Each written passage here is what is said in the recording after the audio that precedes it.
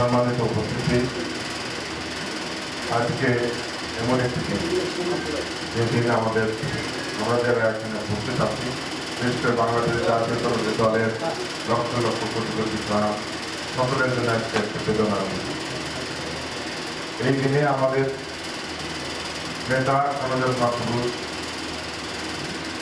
বাংলাদেশের প্রেসিডেন্ট, ইসলামী ওআইসির নেতা, ইসলামী বিশ্বের নেতা এবং বাংলাদেশের স্বাধীনতা সার্বভৌমত্বের অতন্ত্র প্রহরী, যিনি 1971 সালের ছাত্র সেবা কালুরঘাট নেতা কেন্দ্র থেকে স্বাধীনতার ঘোষণা দিয়েছিলেন, যুদ্ধ করেছিলেন, দেশ শাসন করেছিলেন, আবার তিনি তারাকে ফিরে গিয়েছিলেন বন্ধুরা।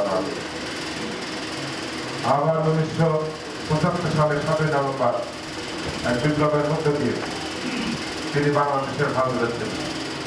এই গণজাগরণ পুরুষ বাংলাদেশকে 19 দফার মাধ্যমে এই জাতীয়তাবাদী দল গঠন করেছিলেন এবং 19 দফার ভিত্তিতে জাতীয়তাবাদী দল গঠন করে বাংলাদেশকে তলাবিহীন যুদ্ধ থেকে উন্নত একটি রাষ্ট্রে পরিণত করেছিলেন। সেই কারণে আমি বলতে চাই যে বহু চড়াই উচ্চাই পেরিয়ে বেগম খালেদা জিয়া তিনি দেশকে এগিয়ে নিয়ে যাওয়ার চেষ্টা করেছিলেন। তারপরে গত 20 বছরের ইতিহাস আপনারা সবাই জানেন। আপনারা এখানে যারা আছেন, কেউ বাড়িতে বলতে পারেন নাই, কেউ ঠিকভাবে চলতে পারেন নাই, সকলকে মামলা হামলা জুলুমের নির্যাতনের মধ্যে দিয়ে থাকতে হয়েছে। 24 জুলাইয়ের অভ্যুত্থানের মধ্য দিয়ে ভারতীয় আধিপত্যবাদকে ছড়িয়ে দিয়েছি আমরা। কিন্তু বন্ধুরা আমার, বর্তমানে আমাদের নেতা তারেক রহমান তিনি দেশকে 31 দফার মাধ্যমে এগিয়ে নিয়ে যাওয়ার চেষ্টা করছেন। এই 31 দফা বাস্তবায়নের জন্য আমাদেরকে সহযোগিতা করতে হবে। আমরা যদি 31 দফা বাস্তবায়নে আমরা ফেল করি, তাহলে আমাদের অবস্থাও কিন্তু ভালো হবে না। আর বিভিন্ন ষড়যন্ত্র চলছে, দেশি বিদেশি, বিশেষ করে ভারতীয় আধিপত্যবাদের যে ষড়যন্ত্রের ফলে শহীদ জিয়া নিহত হয়েছিলেন, সেই ষড়যন্ত্রের ব্যাপারে আপনাদের খেয়াল রাখতে হবে। আমি আমার বক্তব্য বানাবো না। আমাদের নেতা আলিরাজ মাহমুদ খৈয়াম তিনি 2-3 বছর আগে পদ্মা ব্যারেজের যে ঘোষণা দিয়েছিলেন,